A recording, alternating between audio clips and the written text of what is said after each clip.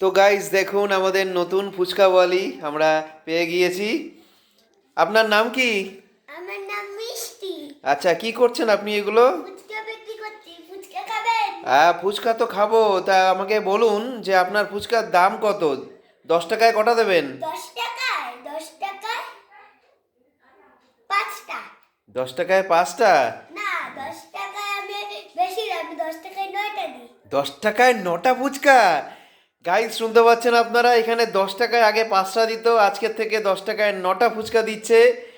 যারা যারা 10 টাকায় 9টা ফুচকা খেতে চান যোগাযোগ করুন মিষ্টির সাথে। মিষ্টি, তুমি কি ফুচকা বানাতে পারো নিজে নিজে? হ্যাঁ, আমি নিজে বানাতে পারি। আচ্ছা ঠিক আছে, তাহলে আমাদের একটু বানিয়ে দেখিয়ে দাও তো সবাইকে কিভাবে ফুচকা বানাতে হয়।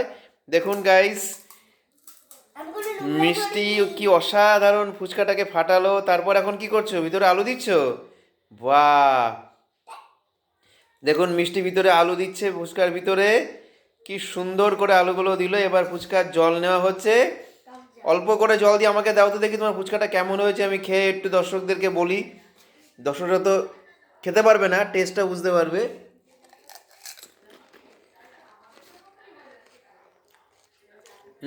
গাইস, জাস্ট ফাটাফাটি, বিশ্বাস করবে না, তোমরা শুধু শুনতে পাচ্ছ, টেস্ট বুঝতে পারছো না।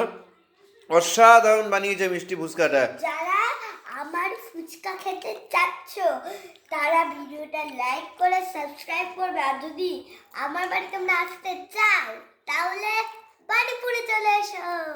Thank you.